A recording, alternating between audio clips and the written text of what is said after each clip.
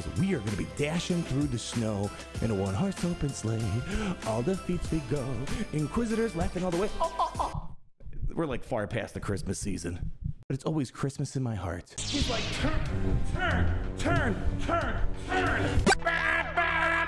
Can you hear it, ladies and gentlemen? The Conquest sirens are blazing. And you know what that means? That means there's a new challenger coming to the Star Wars Galaxy Heroes holotable, and that is Jocasta Nu. And you might be asking, what is it gonna Jocasta in this Conquest cycle? Well, people, don't you worry. As your king of Triple B, God's gift of mobile gaming, I'm gonna guide you through this Conquest cycle and help you get across that finish line with a satisfying crate for you to open up. So if you're ready to get locked in, hit that like button. Comment down below on what you think this character's gonna be required for. As you may know, we need to see a bit more in the future, but she is gonna be the lifter for the upcoming legendary unit in the next era for Star Wars Galaxy Heroes, where there's new Jedi Vanguard members. I know you guys are gonna let your imaginations go wild. But speaking of wild, it's time to get wild into our Conquest Guide. Let's do this.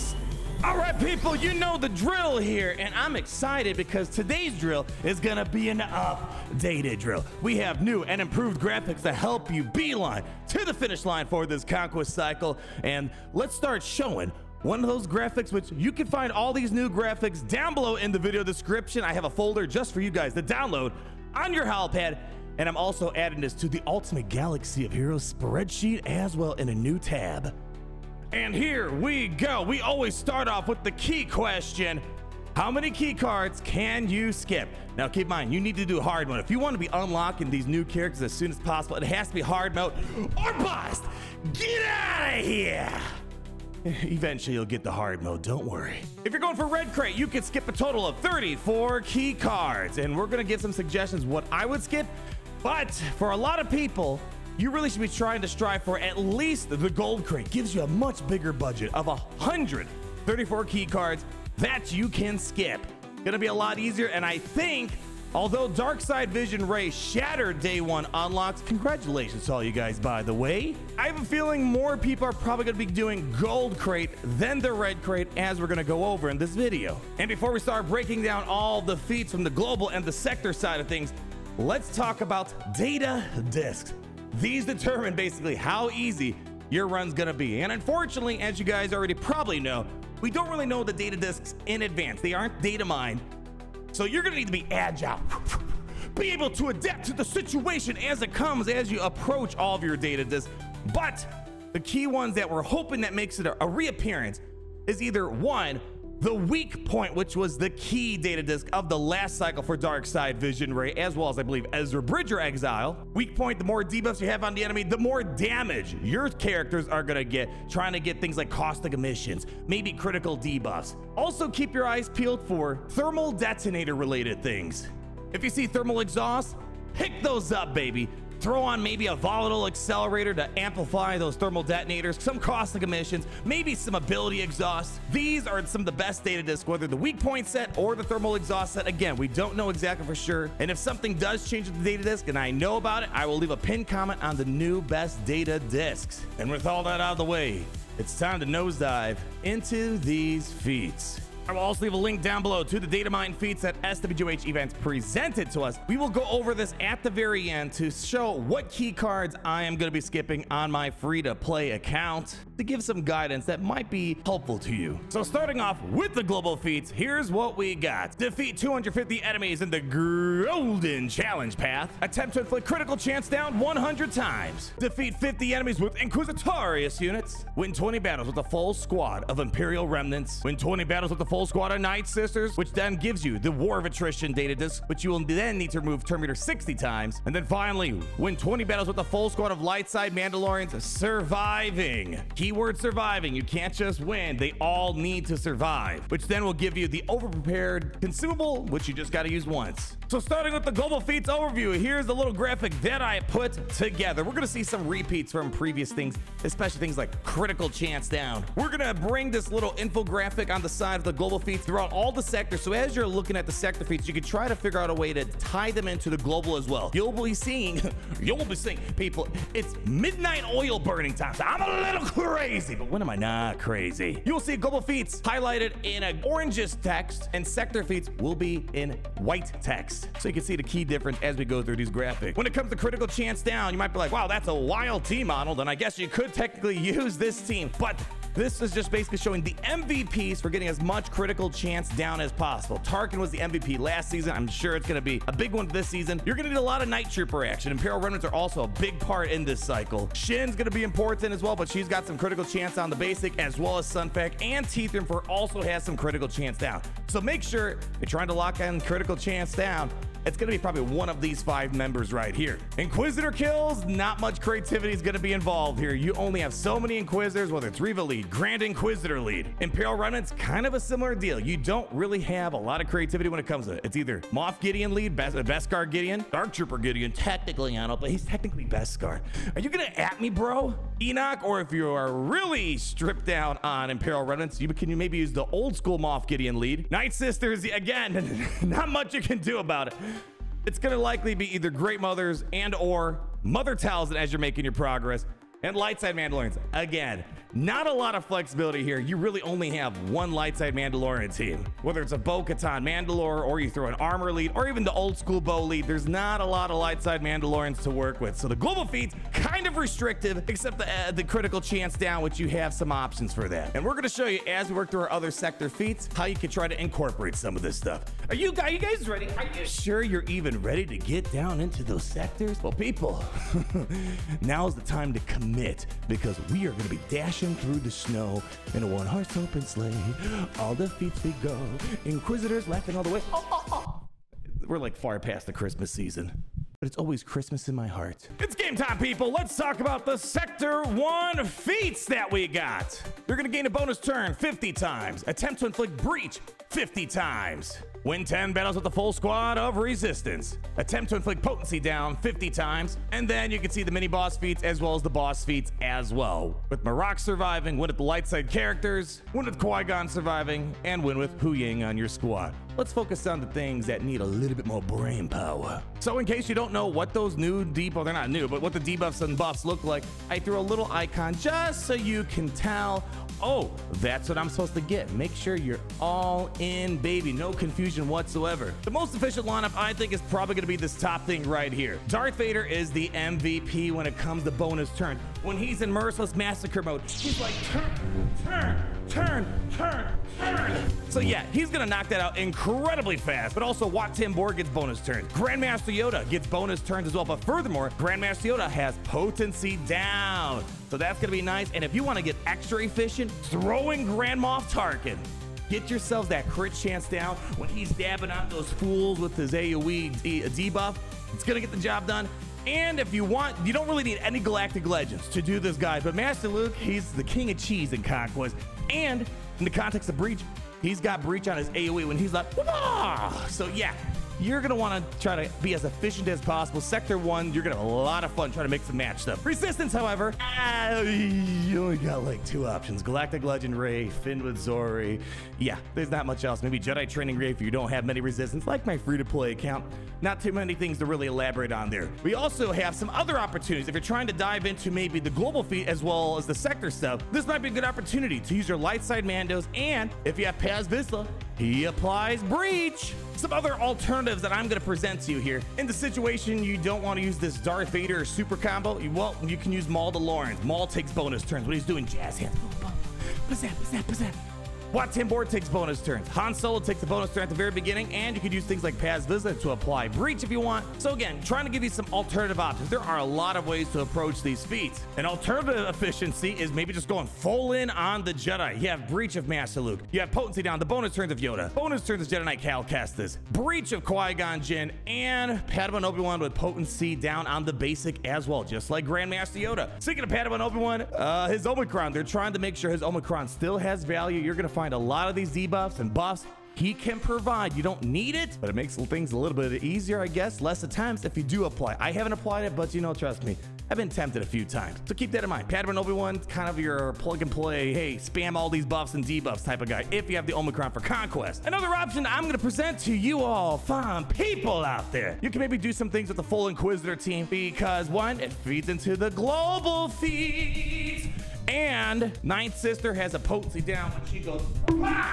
with her smash ability. Sector 2, people, we are cruising along. Come on, get in my low rider because we are just cruising. Here are defeats for Sector 2. Attempt to inflict critical chance down 50 times. Win 10 battles with the Great Mothers. Surviving, keyword surviving. Win 10 battles with a full squad of mercenary units. Gain evasion up 50 times. Win without using any Sith, Jedi, Autoline Force user in your squad. Win with the only dark side characters. Win with Padawan Sabine in your squad, and win with the full squad of Galactic Republic Jedi. So, all right, there's your critical chance down debuff in case you need a little indication, and then there is evasion up as well. What's probably going to be the most overall efficient thing? Probably something like this. It combines things like your mercenaries and also crit damage down from Dasher and Darth. AoE smash ability. Han Solo, when he's like, oh, he does his evasion up, and also Shin on her basic has crit chance down. So again, a lot of ways to kind of build a mercenary team. You can go Balin Skull, for example. I'm gonna make a pretty bold statement that not all of you guys have Balin Skull, and I don't blame you. But also, I'm gonna give you some more options here, people. You might wanna go with something like, you know, maybe a Palpatine. Bring in some Sith and Empire. You got that evasion up with Ninth Sister. You have crit damage down with Bastila Shan. Crit chance down for the global feat with Grand Moff Tarkin. And Short Trooper also has a crit chance down on the basic, oddly enough. Great Mother surviving. There's a few ways to approach this. Yes, of course, for people that are already ahead of the curve, you got yourself a nice little Great Mother team you can put together. You don't need my help with that, right? But, you know, if you're like my free-to-play account and you haven't quite made your way around town to the Great Mothers, Jedi Master Luke, the King of Cheese. If you got Watson Board Master Luke, you can just go ahead, hide the Great Mothers behind that little combo and just let her kind of piggyback to get yourselves the survive cheese. Now remember, she needs to survive. She can't get knocked out or else you don't get any credit for it. So all other combos you can do Supreme Leader Kylo Ren of Kylo Ren Unmasked, just some sort of pre-taunt that stays in the way, so they do not go for your Great Mothers. I'm gonna give you some other alternatives. Bad Batch, Echo's got evasion up. Okay, cool. Also, Inquisitors, guess what? They got evasion up, so you can also do that. So Inquisitors, you're gonna find yourselves, if you have them, you got a lot of ways to plug them throughout all the sectors. Great for the global feat and great for the sector feat. Let's move on. It's Sector 3 time, baby. We are almost halfway through our journey here. Sector 3 feats are the following. Attempt to inflict speed down 50 times. Win 10 battles with Captain Rex surviving. Win 10 battles with Staff surviving. Gain we adapt or die 35 times. Win with Balin Skull in your squad. Win with only light side characters. Win with the full squad of the Bad Batch. And win with the full squad of Gungans. So you might be seeing, this is where we start maybe running into some problems. Balin Skull. Almost everything up until this point has been pretty manageable for, I think, most rosters. Balin Skull, you either have it or you don't. And if you don't have it, well, you're going to knock off 2 points. And we're going to have a couple more points you might need to be knocking out later, so stay tuned. Speed down, as well as adapt or die, are the core buffs and debuffs we are going to be needing to look at for this sector. Most efficient team, probably something like this. Darth Vader, yet again an MVP. Yes, he got a lot of bonus turns for the earlier sectors. This time, he's got speed down on the Force Crush, and you don't need to do Darth Vader lead. You can throw Darth Vader or Sith Eternal, for example. You also have things like Fives. So if you want to run like a full clone team, throw in Captain Rex. Fives has some speed down the basic, cool. But you might be able to do some sort of combo, especially that crit chance down from Grand Moff Tarkin. So you're capitalizing on whatever we have in the sector, as well as the global feat. Furthermore, if you want some other options, Captain Rex, he can work in 20 trillion teams. You think of a team, I promise you he can work in it. The guy's amazing. You can throw him in a Commander Luke lineup, for example, CLS when he's slicing With this basic ability, you can get speed down as well. Just remember, Captain Rex needs to survive. And in the situation you have a garbage Captain Rex, shame on you. You can also do the Jedi Master Luke cheese. Throw him behind the Jedi Master Luke with the Wat Tambor, whatever the case might be, get the job done. You have Staff surviving. If you have a Grievous lineup, you're good to go. Just throw the Staff with Grievous, rock and roll. But again, it needs to survive. And also, like we talked with the cheese, if your staff is feeling a little neglected, call 1-800-JML cheese. Does that actually work? JML. Oh, it's so close to a perfect phone number. Same deal. You can just go ahead, throw the staff, run the cheese here, and then throw whatever else you wanted, or Jedi Knight Luke, whatever, to get the stuns and whatnot. Adapt or die farming, you don't have a lot of options. Iden Versio, throw in a bunch of non-leadership Imperial troopers. Get the adapt or die. Just you have to do what you got. There's not much to do it. If you want to try to capitalize on other stuff, you have a speed down on Scout Trooper. And then, hey, speaking of speed down, guess what? We got Inquisitors. They also can be helpful here because we got a couple ways of getting speed down on the enemy. So if you have Reva, Grand Inquisitor, another good opportunity here. Whoa! Are you guys still with me? If so, tell me your high score you got on Buzz Lightyear's Space Ranger spin. If you've ever been to Disney. If you haven't been to Disney, Gary, hook them up with some tickets, man. Sector 4, we are past the halfway point. Hang in there, people. Sector 4 feats are the following. Win 10 battles with Night Trooper and Captain Enoch in your squad. Do note, it doesn't say survive, so as long as they're there, they can die, they can survive. I don't care. Gain accuracy up 50 times. Attempt to inflict accuracy down 50 times. Defeat 35 enemies with droids. And a mini boss. Win with the full squad of Spectre. Win with Luth and Rail in your squad. And then the boss, win with only light side characters. And win with Darth Bane surviving. So here you might run into a couple of issues. Number one, your Spectre is looking a little light. This could be a bit of an issue. And if you don't have Darth Bane, shame on you. No, it's okay. Not really, but yes, sort of. That could be another problem for you. So again, keep track of all these little things that might not be available to you. Here we go. Accuracy up looks like that green buff, and we have accuracy down looks like that one. We've been seeing these kind of often lately. In terms of the most efficient lineup for this sector, it's probably going to be an Imperial Remnant team of some sort. Whether you opt for the Enoch lead or you go for the Dark Trooper Gideon lead it. Dark Trooper Gideon lead might be slightly better because guess what? He has accuracy up, but he's a Conquest unit. I get maybe not a lot of you have him. You got that crit chance down from the Night Trooper. For the global feat, you got accuracy down with the Scout Trooper, and if you need some droid kills, well, Dark Trooper could work with both Enoch as well as Dark Trooper Gideon. So it might be able to help you out there. In terms of accuracy up, there are a lot of fun ways of handling it. One of my personal favorites, Bastila Shan paired with Yoda, whether you go Jedi Knight Revan lead, Jedi Master Luke lead, I don't care. Throw to the Ewok team for all I care. Bastila Shan pass the buffs over to Yoda, and then Yoda goes buffs to everyone. You get the accuracy up. You get the accuracy up. You get the accuracy up. That's another good one. I got a couple other options here. Droid kills, you know, if you don't want to try the Dark Trooper thing, you know, I mean, how many droid teams do you want me to spell off you? You got General Grievous. You got Shorty in the droids. That's really the only two droid teams. I guess Dr. Aphra and BT, I suppose. If you want the super ultra accuracy up cheese, I'm talking fondue for days. We got ourselves Jedi Master Luke with Seer Junda. All you got to do is just keep calling Seer Junda for the assist, and she's going to be spamming accuracy up on your team. Yoda's going to further it. And I guess if you wanted to, you can let R2 get the kills, have Master Luke target R2. Okay, sure, that's another way of getting it done. When it comes to, however, the accuracy down, you don't have as many easy options as accuracy up. Cad Bane's gonna be the MVP for a lot of people out there. Yeah, Dr. Aphra has some. Likely for both of my accounts, I'm gonna be using Jabba the Hutt, have him do the ooh. Having him constantly calling Cad Bane to assist. Cad Bane's gonna do his basic. If you're doing that, also let Lando, for example, call Cad to assist so he does his basic. That's probably what most people are gonna be doing. God dang it, it says the adapter die farming. Gary, fix the graphic. It should say evasion down farming. I apologize, I will make sure Gary loses his left limb for the Rancor as a result. Chicken, look, I'll have your leg. Right. And guess what? Inquisitors also have accuracy down. So if you want to double dip, you got the opportunity to do so here. Global feat, sector feat. Now people give yourselves a round of applause, because guess what? You made it. We are now crossing into Sector 5. 1, 2, 3, 4, 5. If you made it here, let's go for a ride. Sector 5, here are the feats. Win 10 battles with both Marak and Shin Hati in your squad. Remember, they don't need to survive for this. Defeat 35 enemies with Phoenix units. Attempt to inflict evasion down 50 times. Defeat 35 enemies with Jedi Knight Cal Kestis. Win without using any Jedi, Sith, or unaligned Force users in your squad. Defeat an enemy with Ezra Exile. Win with the Galactic Legend of Ahsoka in your squad, and win without using a Galactic Legend in your squad. So you might be noticing 3 problems here. And this just might completely knock you out of even getting Red Crate.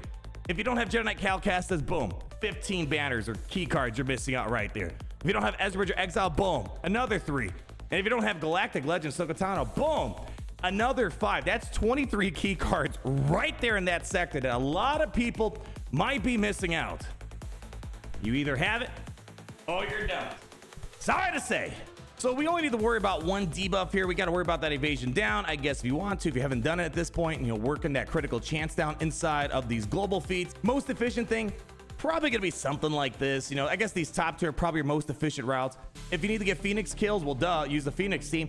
Maybe squeeze in a little 3PO in Chewie, because anytime he's doing that basic and he's assisting, he gets evasion down. You could also just stick to a standard Commander Luke Skywalker lineup with 3PO and Chewie, you're gonna knock out, you're gonna chew through all of those evasion down feats. So most people should not have a problem with evasion down. Definitely the easiest, one of the easiest debuffs to get here. 3PO and Chewie, gonna get you across the finish line. If you want to do more of a mercenary type of thing, you can bring in, for example, Shin Marak with Balin, Dash Rendar, sure. Zam Wessel is also a mercenary. She's got evasion down if you need the help. Again, 3PO and Chewie's probably gonna be the better option. Jedi Knight Cal kills. Wish I could give you a lot of options. You only got 1 Jedi Knight Cal that can get Jedi Knight Cal kills. So, you know, if you got Jedi Knight Cal, chances are you already have Master Luke, you know, whatever the case might be. If you got Jedi Knight Cal before Master Luke, you like to live life a little wild. I like your style. However, you can also do other stuff too. Again, Shin and Marak, they don't even need to survive. They don't. Not for these feats here. So you can just plug them in wherever. If you want to do the Jedi Master Luke cheese, be my guest. Other alternative options. Again, just trying to show you ways. Even if you have a garbage Shin and Marak, you can plug them in a variety of things. Again, they don't even need to survive. And if you need more evasion down alternatives, you could do something with Vassal Shan Fallen, whether it's Darth Revan, you know, you could do Traya, you know, Palpatine. You got options out there. Not too much flexibility in this sector. A lot of it's kind of baked into these top 3 things right here. And people, that is all the feats we have today. Oh man, the question is now, is this gonna be manageable? I think just from looking over this, making all these graphics, it seems like it's not gonna be as easy to red crate, depending on roster, of course, as the Dark Side Vision raid. But I do think it's gonna be very manageable for people to get gold crates. Of course, that's a very, you know, what's the right word? Hold on, think. God, wake up, hit the Jawa juice. Subjective, I don't know. It all just varies depending on your roster. But let me show you what I'm going to be skipping on my free-to-play account and how likely Red Crate's not going to be it for the free-to-play. But again, getting Gold Crate is still absolutely amazing. If you get Gold Crate, that means whatever the next Conquest unit is after Jocasta Nu, you'll be able to get it in the next Conquest cycle. That is good. That is the golden standard for this game. Golden standard. Duh. So starting with Sector 1, there should be nothing that most people should be skipping. All these characters you likely already have in your roster. A lot of ways to get Breach, for example. So I'm not skipping anything there. Sector 2, nothing that people should be skipping on average. I think, of course, everyone's roster is going to vary a little bit, but I think on average, that should be no problem. Sector 3 is where the first real problem comes in. Balin Skull, you either have it or you don't. So I'm going to go ahead, throw on 2. If your Gungans are trash, this could also be a problem. You know what? I'm just going to throw that in there as well. And you know what? My Bad Batch on my free-to-play account, I know, kind of shame on me. They're not the best. I could maybe work my way with the lower gear, so we'll see. But I'm just going to be crazy with it. I'm going to throw in another 4. So Sector 3, you could run into some problems. But most people, I think, have Bad Batch. My free-to-play account does not. Sector 4. This varies. If you don't have Luth and Rail, you're going to have a problem. My Spectre are not the greatest, so I'm going to put a +3 in there. I have Darth Bane. I'm happy about that. If you don't have Darth Bane, you're going to have to throw in a 4. Sector 5 is where I'm going to face big problems. Now, again, I'm going to get all this on my main account, no problem. My free-to-play account, which I kind of use as a baseline to see where most people might be at, I don't have Jedi Knight Calcasta, so we're gonna throw a 15 on that. That's a big chunk that we're gonna be missing out on right there. I also do not have Galactic Legend Ahsoka. Luckily, I do have Ezra Bridger Exile. If you don't have Ezra Bridger Exile, you're gonna need to account for that. And then the global feats, this is where things really push over the edge. If it wasn't for the global feats, I might be okay. The biggest thing is, I don't have Inquisitors up and running. I bet you guys who bought the Inquisitor lightsaber, I bet you are happy about that. So unfortunately, I gotta throw a 15 in there. Inquisitors are not an easy team to gear up, so I don't think I can rectify that anytime soon. Imperial Remnants, they don't even need to fully survive. Enoch, do not underestimate them, especially if we assume we are gonna have those data discs like last time. Pretty easy to do. Night Sisters, I could put those guys together, but if I'm already not in the running for a red crate, I'm probably just gonna end up not building them. But again, I think most people have it, so that's 16 points. 15 for War of Attrition, 1 for the Night Sister. Lightside Mandalorians as well, I don't really have them, so we're just gonna throw another 16. Again, I could put something together, but it seems like that red crate might not be in my crosshairs here. Get it? We're gonna get crosshairs soon in the game. But I think if you have Inquisitors, your Night Sisters are locked in, you have Jedi Knight Cal, you're probably in a good spot. You should be able to get red crate, but again, it's gonna vary depending on each roster. And that's gonna wrap it up for today. Ladies and gentlemen, all you beautiful Gungans and droids, I wish you the best of luck this conquest cycle for Jocasta Nu. I gotta say, I'm really excited for this next era of Star Wars Galaxy of Heroes. Hopefully some Order 66 content comes our way. But you know what? I think we're gonna have a blast with Jocasta Nu, regardless of what's coming around the corner. Leave that like, comment down below. Hopefully you enjoyed this video. Again, links down below to access all these graphics that I put together for you today. And remember, as you proceed in your journey in Star Wars Galaxy of Heroes, this conquest cycle, always remember that it's great to be in the Empire today.